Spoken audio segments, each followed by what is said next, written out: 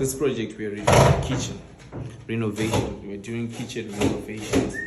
So as you can see right now, we have our main doing the kitchen. This is actually the second stage of this kitchen. The first stage was demolition. We had to demolish.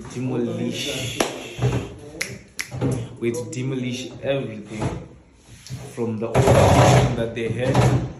From the walls, you can see, for example, here it's not looking quite well, but this is work in progress. This was a wall about this height, so it will demolish it and put it at this height so as to cater for the breakfast nook.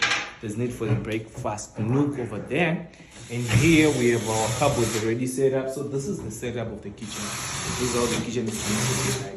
We have a piece that's coming here. We're gonna have the oven, the microwave, etc., etc. And this is where the fridge is going to come. And then we have both, and then there's another floating shelf that's about to come there, and that one that's already standing. So this side, the setup is already done.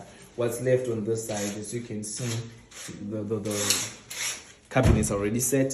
So what's left on this side is the granite rock that's going on top. We are going to have the granite rock on top of that black quartz granite rock.